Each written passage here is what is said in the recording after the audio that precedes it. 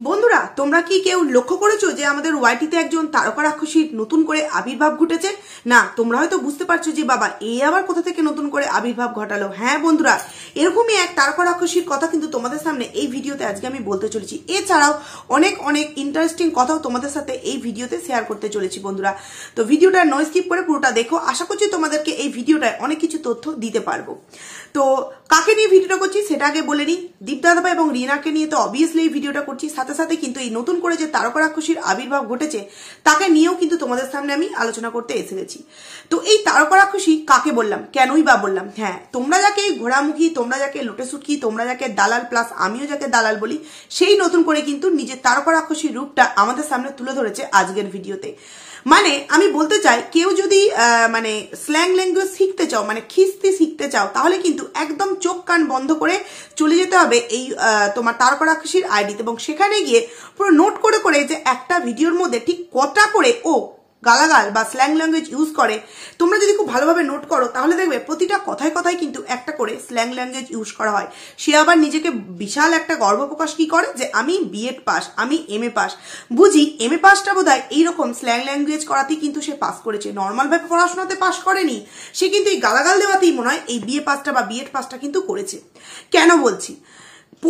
আজকে কিছুক্ষণ আগে একটা ভিডিও দিয়েছে তোমার, আমি যখন দেখলাম 4 ঘন্টা আগে, সেই ভিডিওটার মধ্যে কথায় কথায় গালাগাল। আচ্ছা, আমরা কি করে কাউকে, কারোর মাকে ডাইনি, কারোকে কুলাঙ্গার, কাউকে কোনো গর্ভধারিণী মায়ের গর্ভ নিয়ে প্রশ্ন করতে পারি বন্ধুরা? এই রাইট কি আমরা কি নিজেরা নিজেদের উপরেই দিয়ে দিয়েছি?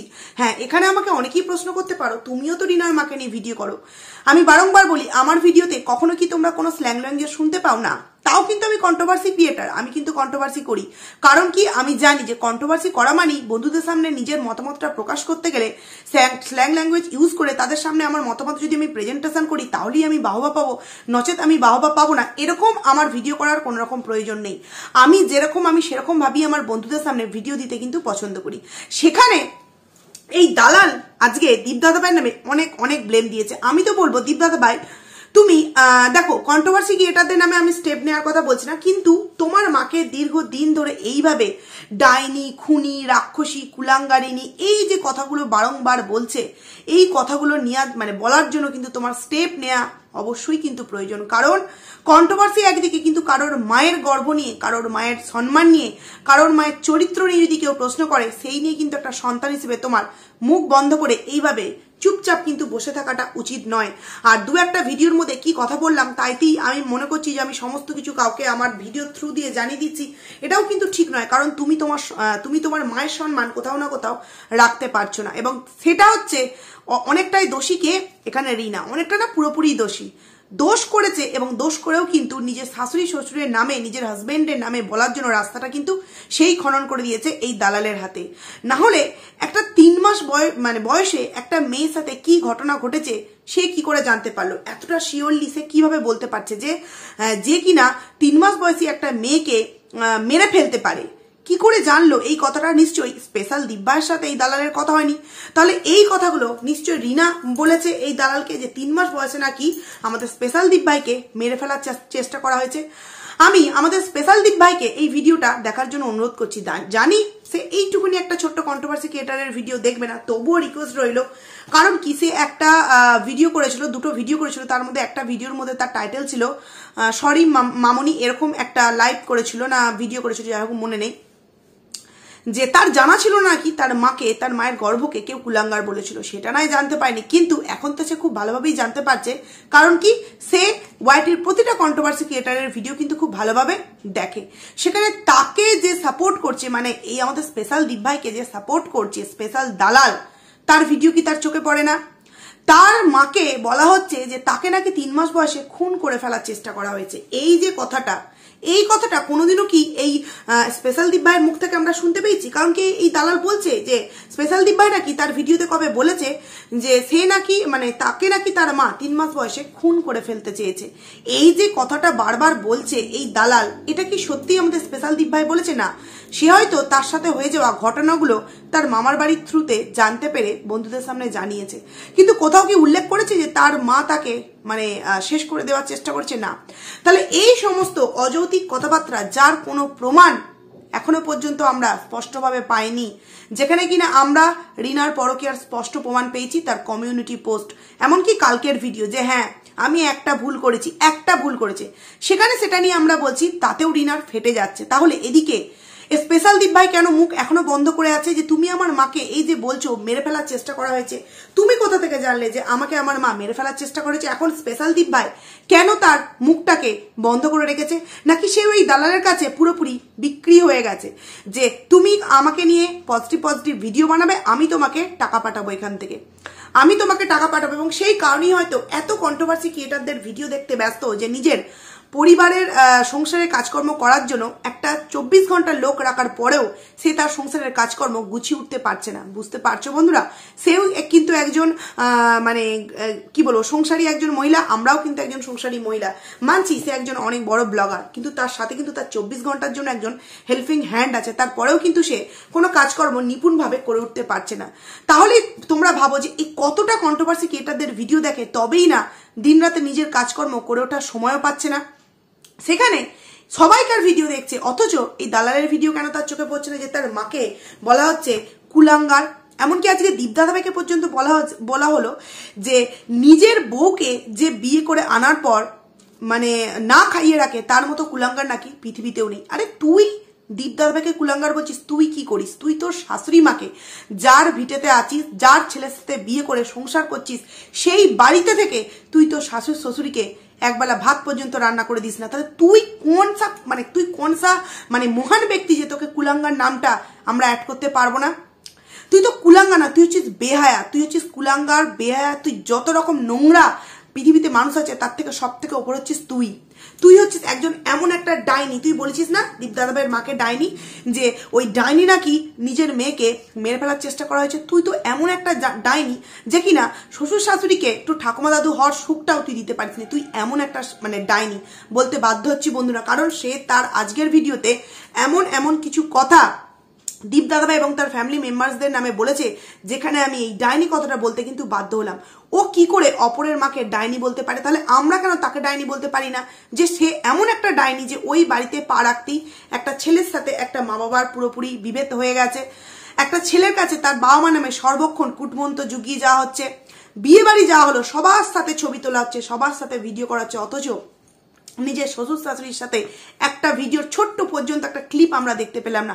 তাহলেই ভাবো কিরকম ডাইনি, যে ডাইনিকে এনে তার শ্বশুর শাশুড়ি নিজেদের কপাল ছাপড়ানো ছাড়া আর কিছুই এখন রাস্তা খুঁজে পাচ্ছে না, যে এই ডাইনিকে আমি আমার বাড়ি থেকে যেদিন থেকে এনেছি সেই দিন থেকে আমার সংসারটা পুরোপুরি অবনতিতে ঠেকেছে। কি জানো তো, একটা কথা আছে দেখবে যে আঙুর ফল যখন আমরা নাগালটা পাবো তখন আমরা কি বলি? আঙুর ফলটা টক।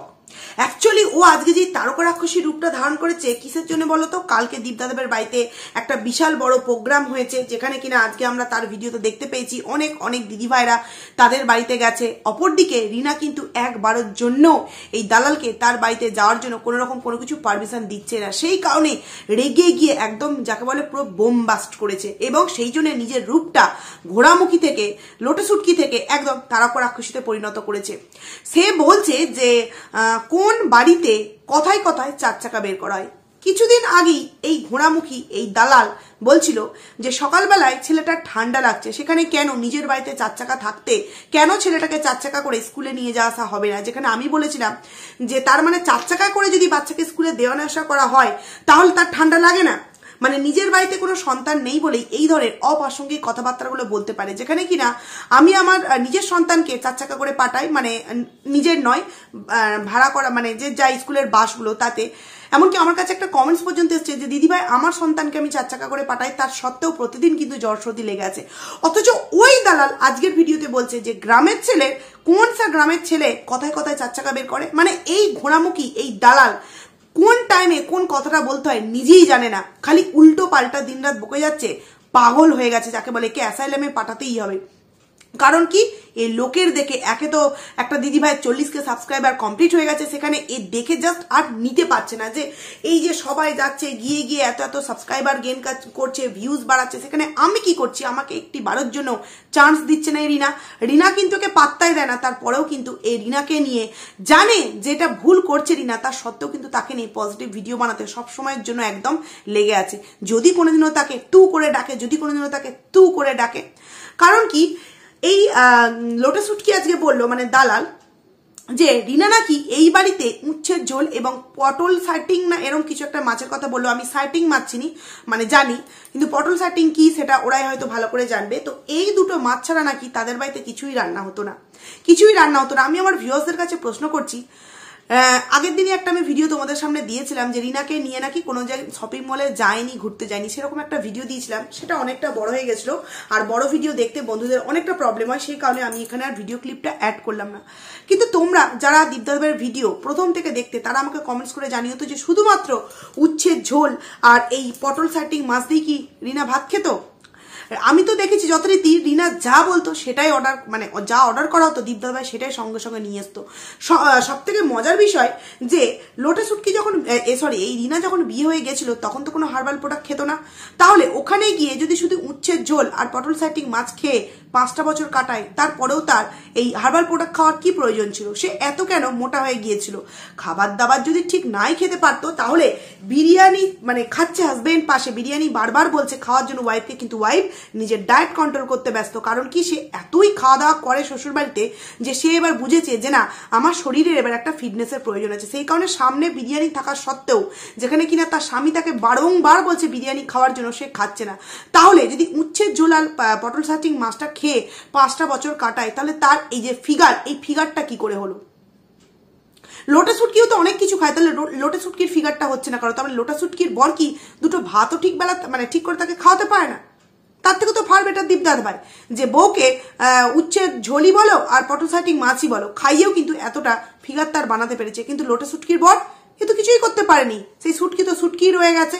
মানে এমন কিছু অযৌক্তিক কথা বলে যেগুলোকে সত্যিই মেনে নেওয়া সম্ভব নয়। আমরা অনেকবারই প্রায় দেখেছি বিরিয়ানি, রাইস, তোমার মাটন, চিকেন, অনেক কিছু দেখেছি যেখানে কিনা রিনা খেয়ে খেয়েই তার এই চেহারাটা আজকে বানিয়েছে, যেখানে কিনা সে হার্বাল প্রোডাক্ট খেতে বাধ্য হয়েছে।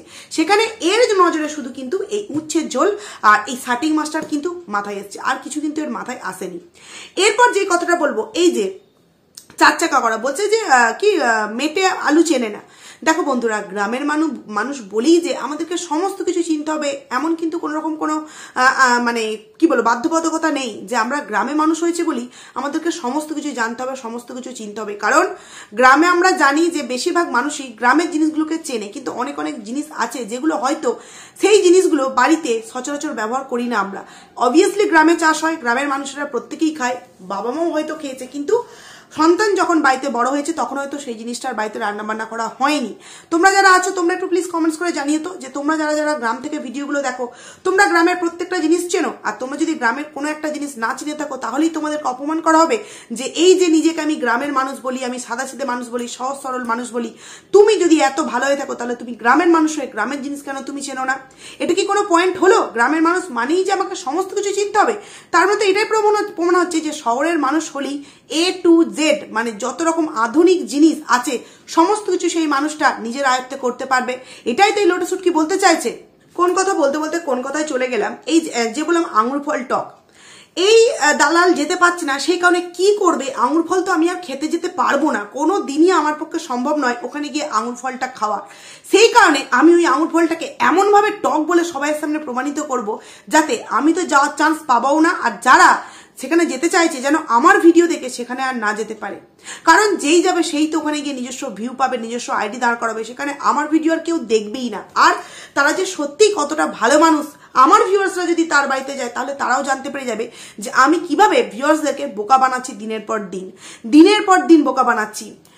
আর এই যে বললো যে 4 চাকা কিষানুকে নিয়ে স্কুল যাওয়ার কথা বললো, যে দেখেছো এত সন্তান ভালোবাসে অথচ সেই প্রতিদিন সকালবেলায় বয়স্ক বাবাকে দিয়ে আর ওই গাড়ি করে স্কুলে পাঠিয়ে দেয়। এই ভিডিও দেখে আদেও দেখে? তোমরা যদি দীপদাদার ভিডিও দেখো খুব ভালোভাবে তাহলে বুঝতে পারবে যে কিষানু কিন্তু এখন টোটো করে স্কুল যাচ্ছে। টোটো একটা যথারীতি ওই টোটোটা নিশ্চয়ই পার্মানেন্টলি রাখা হয়েছে স্কুল দিয়ে আসা নিয়ে আসার জন্য, যেখানে কিন্তু আমাদের দীপদাদা ভাইয়ের বাবা এবং কিষানু ওই টোটো করেই কিন্তু স্কুল যাচ্ছে। সেখানে এই দালাল আজকের ভিডিওতেও বললো যে এতটাই একটা মানে কি বলবো কিপন মানুষ যে ছেলের জন্য, ছেলের রিস্ক আছে তারপরেও বয়স্ক বাবাকে ছেলের হাত দিয়ে পাঠিয়ে দেয়।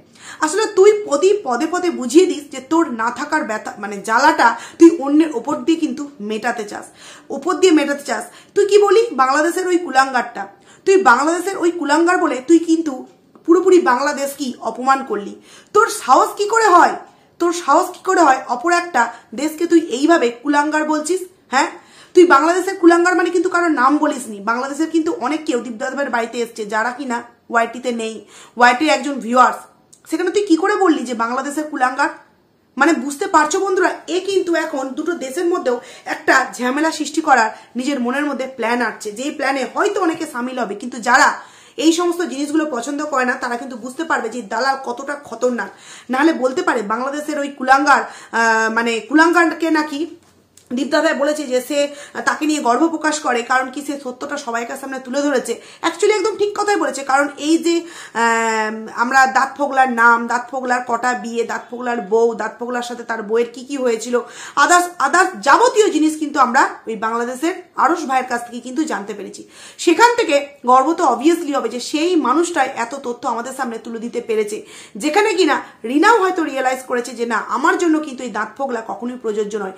সেই কারণে হয়তো রিনা এখন তার দাঁত ফোগলাকেও লাথি মারা স্টার্ট করে দিয়েছে। ওই জন্য দাঁত ফোগলা কষ্টের সহ ওই রিল শেয়ার করেছিল যে মেয়েরা সারা দিনের কাজের পর তার বয়ফ্রেন্ডকে সময় দেয়, আর বয়ফ্রেন্ড কি করে, কাজ বাদ ছেড়ে দিয়ে এসে তার গার্লফ্রেন্ডের কাছে পড়ে থাকে। এই জন্যই হয়তো রিনা রিয়েলাইজ করতে পেরেছে বলেই হয়তো দাঁত ফোগলাকে এখন লাথি মারা আরম্ভ করে দিয়েছে।